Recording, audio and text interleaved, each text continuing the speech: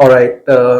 So I just got a question from someone कि focus कैसे करना है और फोकस क्यों करना है। तो एक एग्जाम्पल हमेशा दिमाग में आता है कि जैसे हम सड़क में जा रहे हैं, उस पे आप चल रहे हैं या गाड़ियां भी हैं। तो अगर हमने ध्यान से नहीं देखा या गाड़ी वाले ने ध्यान से नहीं देखा और दोनों चले जा रहे हैं तो क्या होगा? एक्सीडेंट हो जाएगा। तो एक तो ये है कि फोकस नहीं हुआ तो एक्सीडेंट हो जाएगा। एक और कहानी है, आपने चाय का पैन रख लिया या दूध रख लिया, यहाँ पे मम्मी या कोई दूध उबाल रहा है और उसके साथ फोन बज गया और आप फोन पे बात करने चले गए। आपका ध्यान यहाँ से हट गया, अब ये तो चल रहा है, तो क्या होगा? दूध उबल जाएगा, या सब्जी है तो सब्जी जल जाएगी। तो वो भी क्यों हुआ? Because there is clearly lack of focus. अब प्रॉब्लम तो हमें पता है फोकस नहीं है, और अब इसका सॉल्यूशन क्या है? सॉल्यूशन बहुत ही सिंपल है। अगर प्रॉब्लम है फोकस नहीं हो रहा तो सॉल्यूशन है फोकस करो। नहीं नहीं, इतना सिंपल सॉल्यूशन नहीं है। सॉल्यूशन ये है, हमें दो लेवल पे काम करना है। One is at the level of body, the other is at the level of mind. तो हमें बॉडी और माइंड दोनों को तवज्जो देनी है, दोनों को इंपॉर्टेंस देनी है, दोनों को महत्व देना है। व्हाट इज द रीजन कि हम जो चल फिर रहे हैं वो इसलिए चल फिर रहे हैं because we are getting some food. तो बॉडी को हम दे रहे हैं एक तरह का फूड। दिवाली में क्या देंगे? स्वीट्स। होली में क्या देंगे? स्वीट्स। पार्टी में क्या देंगे? केक। और कहीं चले गए तो कोल्ड ड्रिंक।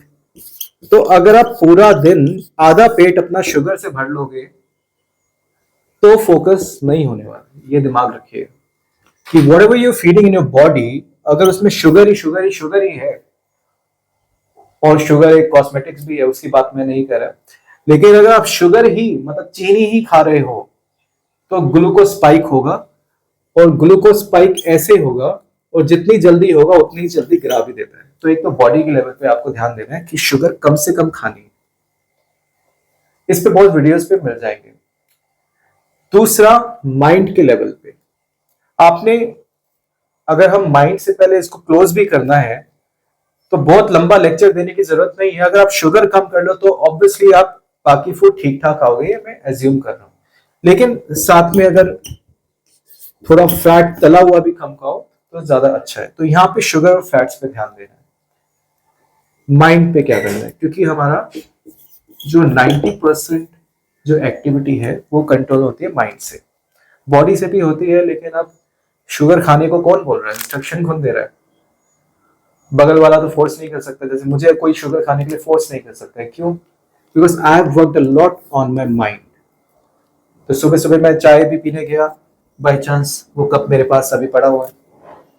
तो एक कुल्लर वाले कप में जब भी मैं जाता हूँ यहाँ मेरे घर के पास, तो अंकल शक्ल देख के समझ जाते हैं इस आदमी के लिए फीकी चाय बनानी है। क्योंकि जिस दिन शुगर डाल दी मैं नहीं पी सकता, बिकॉज एक बिल्कुल स्पाइक होता है, ग्लूकोज स्पाइक होगा, और जितना जल्दी वो चढ़ाएगा उतनी जल्दी गिरा भी देगा। इसलिए लाइफ लेसन है, कभी भी ग्रोथ एक्सपोनेंशियली फास्ट नहीं होनी चाहिए। क्योंकि बिजनेस में भी अगर जितनी जल्दी ग्रोथ होगी उतनी जल्दी बिजनेस गिरते भी हैं। अभी हुआ, एक कंपनी ने 2000 करोड़ फुटबॉल में इन्वेस्ट किए, शिक्षा के क्षेत्र में, एजुकेशन सेक्टर में। बच्चे बच्चे को पता है उसका नाम बी से शुरू होता है, और वो अभी डूब गई है। कारण यही है कि एक्सपोनेंशियली ग्रोथ किया। तो कभी भी एक्सपोनेंशियली किसी भी चीज में नहीं होना चाहिए, ना तो बॉडी के लेवल पे ना माइंड के लेवल पे। स्लो ग्रोथ होनी चाहिए। अब माइंड को स्ट्रांग कैसे बनाएं? तो कई टेक्निक्स हैं, तो अभी हम खाली माइंड पे बात करेंगे। ये आप हैं, आप बैठ गए बुद्धा की तरह और आपकी यहाँ पे एनलाइटनमेंट मोक्ष हो गया, तो ऐसे कभी होता नहीं है, क्योंकि हम में से कोई बुद्ध आया नहीं, ना बुद्ध आया है इस दुनिया में। तो पॉइंट इज नॉट कि माइंड के लिए आपको बैठना ही है, माइंड के लिए आपको बैठना नहीं है। There is something called what I teach, art of movement. वैसे तो आर्ट ऑफ थिंकिंग भी हम सिखाते हैं, लेकिन इस वीडियो के लिए आर्ट ऑफ मूवमेंट सिखा रहा हूं, क्योंकि मुझे लग रहा है ये आपके लिए इंपॉर्टेंट है। क्योंकि आज के टाइम में अब कोई बोले कि भैया आप बैठ जाओ, तो मुझे पता कोई बैठने वाला नहीं, मैं खुद नहीं बैठता चाय पीने के लिए, तो सुबह सुबह बाहर जाओ। तो आर्ट ऑफ मूवमेंट बहुत जरूरी है, लेकिन किस तरह की मूवमेंट? Mindful movement. माइंडफुल क्या मतलब? माइंड का पूरा इस्तेमाल करके मूव करना। अभी मैंने किसी को बताया कि मैं मेट्रो में जा रहा था, वहां पे स्कैनर है, स्कैनर में बैग्स डालते हैं, तो लोग चल रहे हैं, ज्यादातर लोग तो अच्छे होते हैं, लेकिन एक भाई यहाँ से आए, यहाँ से बैग डाल दिए। भाई स्मार्ट लोग हैं इस दुनिया में। दूसरा यहाँ गुटखा खाते हुए आया, उसने यहाँ से डाल दिया, फिर 10 लोगों से गालियां भी खा रहा है। तो this is not mindful movement. और हुआ क्या कि एंड में वही मेट्रो 5 मिनट लेट आई, तो वो भी खड़ा है, बाहर हम लोग भी खड़े हैं। तो इससे होता क्या है? You are straining your mind. आप माइंड को अननेसेसरली स्ट्रेस दे रहे हो, खुद को भी और दूसरे को भी, और यहां से कॉन्फ्लिक्ट पैदा होता है। तो हमें जो हमने सीखा, फास्ट करने का कुछ फायदा नहीं है, तो काम कभी भी फास्ट नहीं करना है। मेंटल मैथ्स के नाम पे जो बचपन से सिखाया जाता है, जल्दी जल्दी जल्दी जल्दी जल्दी। एक भाई साहब को मैं जानता हूँ, वो अपना पैसा ही इससे कमा रहे हैं कि तुम्हारे बच्चे को मैं ह्यूमन कंप्यूटर बना दूंगा, yes you can do it. नहीं, मत जाओ, उसको बोलो नहीं, I can not do it, तुम्हारे साथ तो बिल्कुल नहीं करना है, क्योंकि मुझे फास्ट नहीं करना है। तो मुझे क्या करना है?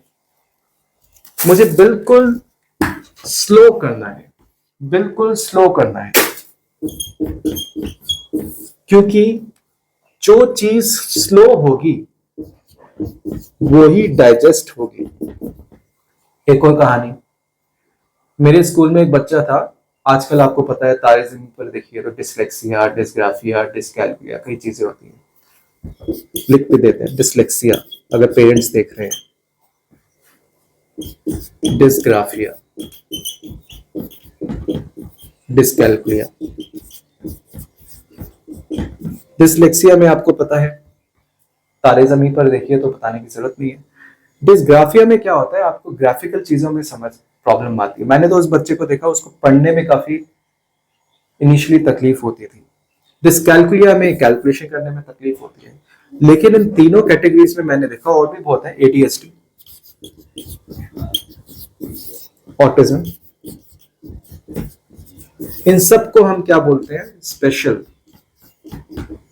स्पेशल बच्चे बोलते हैं क्योंकि इनका दिमाग स्पेशली ट्रेंड है। ट्रेंड मतलब स्पेशली बना हुआ, ट्रेनिंग ऊपर से चाहिए। तो अब इन सब को कैसे डील करना है? स्लोली डील करना है। अगर आप इनके साथ स्लो नहीं गए, बाय द वे एक हमारे साइंटिस्ट भी थे जिनको डिसलेक्सिया था शायद, क्या नाम था उनका? E is equal to MC square. तो वो भाई साहब भी शायद इसमें डिसलेक्सिया था। कई लोग एक्टर्स हैं, तो उनको स्लो करना है, क्योंकि जब स्लो चीज सीखेंगे तो ही डायरेक्शन होगा, वरना डायरेक्शन नहीं होगा। एक एग्जांपल से मैं बताता हूं। अगर मुझे आपको बोलना है, क्या बोलते हैं, एक एग्जांपल ले लेते हैं कि प्रूफ की 2 raised to power 0 is equal to 1। मैंने कई टीचर्स को पूछा ये चीज, पेरेंट्स को तो पूछा, पेरेंट्स को तो नहीं पता होता है, लेकिन टीचर्स को पूछा, तो टीचर्स सोचने लग जाते हैं। लेकिन एक टीचर हमेशा जवाब देता है। कौन? जो स्लो सोच रहा है, और वो स्लोली बोलेगा कि भैया एक बार ही मुझे सोचने दो। वो क्या सोचेगा? वो इसको सॉल्व करेगा। वो सोचेगा अच्छा 2 raised to power 0 है, अब 0 कैसे आएगा? 1 - 1 कर लो। फिर कैसे आएगा? 2 raised to 1 multiply 2 raised to -1। जो गणित जानते हैं वो जानते हैं इस चीज को। 2 raised to 1 ये नीचे जाएगा, 2 is equal to 1। तो ये जो हमने सॉल्यूशन निकाला, प्रॉब्लम का सॉल्यूशन निकाला, ये फास्ट से नहीं हो सकता है, ये स्लो से हो सकता है। इसलिए जो रिसर्च प्रोजेक्ट्स होते हैं, जो PhD लेवल पे होते हैं, एक एक प्रॉब्लम, और ये मजाक की बात नहीं है, एक एक प्रॉब्लम 6-6 महीने तक सॉल्व होती है। ये जो मोबाइल से मैं हम शूट कर रहा हूं और जो मोबाइल से आप बोल रहे हैं या देख रहे हैं, वो मोबाइल क्या बन गया होगा फास्ट फास्ट चुटकी बजा के बन गया होगा? नहीं, 100 ईयर्स लग गए एक मोबाइल को बनाने में। पहले किसी ने एक टेक्नोलॉजी बनाई, दूसरी बनाई, तीसरी बनाई, चौथी बनाई। ये जितने भी हम साइंस एंड टेक्नोलॉजी देख रहे हैं, ये पिछले 100 साल की कॉन्ट्रीब्यूशन से बनी है। एक भी बीच में आदमी अगर स्लो नहीं सोचता, फास्ट सोचता, तो इसमें से कुछ भी बन नहीं पाता। तो फोकस के लिए सबसे ज्यादा इंपॉर्टेंट, हमें मूवमेंट में काम करते करते, मूव तो करना ही है, काम करते करते स्लो हो जाना है, धीरे हो जाना है। धीरे का मतलब ये नहीं कि ऐसे बोलो ओके हाय बाय, ऐसे नहीं बोलना है। इसका मतलब कि you focus properly, you concentrate. एक और एग्जांपल है, आपने देखा होगा कि एक साइंस का एक्सपेरिमेंट है जिसमें एक हमारे पास मैग्नीफाइंग ग्लास है, और मैग्नीफाइंग ग्लास से कागज को हमें जलाना होता है। तो कैसे होता है? मैग्नीफाइंग ग्लास इतना बड़ा होता है, कागज यहाँ पे होता है, और ऊपर से कौन आते हैं? ऊपर से सूरज देवता आते हैं। अब क्या ये फास्ट जल जाएगा? आप ट्राई करना, क्या ये फास्ट जल जाएगा? नहीं जलेगा, क्योंकि इसको थोड़ा टाइम लगता है, थोड़ा टाइम लगता है। यहाँ पे किरणें आएंगी, यहाँ से बर्न होगा, जितने भी 5 मिनट 7 मिनट लगे उतना टाइम तो लगेगा, डिपेंडिंग इसकी पावर कितनी है मैग्नीफाइंग ग्लास की। तो इसमें भी आपको थोड़ा टाइम देना है, स्लो प्रोसेस। तो एक चीज के साथ आपको स्लो जाना है, धीरे जाना है। दूसरा मैं सजेस्ट कर सकता हूं द ओल्ड स्टाइल, कि सुबह जब आप सो के उठते हैं बेड, और रात को जब सोने जाते हैं, तो दोनों मॉर्निंग और दोनों इवनिंग 5 मिनट्स आप कीजिए, जिसको बोलते हैं रिफ्लेक्शन। रिफ्लेक्शन इसका मतलब क्या है? नोटबुक ले लीजिए, नोटबुक पे लिखिए टू डू लिस्ट, कि सुबह मुझे क्या करना है, रात को सोने से पहले क्या मैंने ये चीज करी या नहीं करी। अगर आप इतना ही करेंगे कि अपने आप को अवेयर रखेंगे कि क्या मैंने जो टारगेट बनाया और किया, नहीं किया, उसका रीजन भी लिख दीजिए, reason. And most important, help. हम लोग क्या है, हेल्प मांगने से शर्माते हैं। जैसे कि सब क्या बोलते हैं, पैदाइशी माइकल जैक्सन है, पैदाइशी आइंस्टाइन है, पैदाइशी जो भी आप हीरो का नाम ले लो।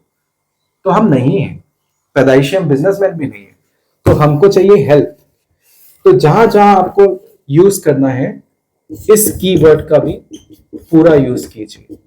ऐसा नहीं होना चाहिए कि बिजनेस डूबने वाला है, पढ़ाई में फेल होने वाले। मुझे कई बार कॉल्स तभी आती हैं बच्चों की या पेरेंट्स की कि अब बच्चा मैथ्स में फेल होने वाला है, बचा लो। तो मैं बोलता हूँ भाई पहले क्यों नहीं किया? पहले करना था ना। तो अगर आप इन चीजों का फॉलो करें, एक स्लो लर्निंग करें, फास्ट नहीं करें। दूसरा माइंडफुल रहे, चीजों को धीरे धीरे करें। तीसरा हेल्प करें एक दूसरे की। तो आई थिंक इससे काम हो सकता है। बाकी सैंपल पेपर्स तो सबके पास हैं, पर सैंपल पेपर से पहले आपको टेक्स्ट बुक पढ़नी है। टेक्स्ट बुक पढ़ते पढ़ते थोड़ा सा उसको प्रैक्टिकल तरीके से करें ताकि भूल नहीं जाए। और लास्ट में आप सैंपल पेपर्स एकदम लास्ट में करें। लेकिन मोस्ट इंपॉर्टेंटली मेरे हिसाब से इस वीडियो में मैं आपको खाली एग्जाम की ट्रेनिंग नहीं देना चाह रहा। व्हाट आई वांट टू से इज कि आप एग्जाम फियर को भी अगर आने देंगे तो भी प्रॉब्लम हो सकती है। तो एग्जाम फियर अपने आप में एक समस्या या अलग वीडियो हो जाएगा। लेकिन एग्जाम फियर का एक ही तोड़ है, और वो है स्लो कंसिस्टेंट वर्क। कि अगर आपने पूरे साल, एक महीने में, 1 मंथ में, अगर आपने, मैं कहता हूं 15 दिन भी आपने सही से गुजार लिए, बाकी 15 दिन आपने मजे करे, लेकिन 15 दिन भी कंसिस्टेंटली कर लिए, तो पूरा साल आपका ठीक जाएगा। लेकिन आप अगर आपने पूरे साल में 15 दिन मस्ती मारी और 15 दिन एब्सेंट थे, फिर तो भगवान भी नहीं बचा सकता। फिर आप, और एब्सेंट का मतलब ये भी है, आजकल कॉलेजेस में क्या हो रहा है कि आप जा तो रहे हैं पर वहां पे आपका लैपटॉप है और लैपटॉप पे इंस्टा वगैरह चल रहा है या कुछ चल रहा है, या फिर सास बहू की कहानियां भी चलती थी कुछ टाइम पहले, मुझे किसने बताया। और आजकल तो नेटफ्लिक्स आ गया है। तो थोड़ा आप अपने आप को डिसिप्लिन करें and I think then everything will be good. नहीं तो life will teach you. Thank you.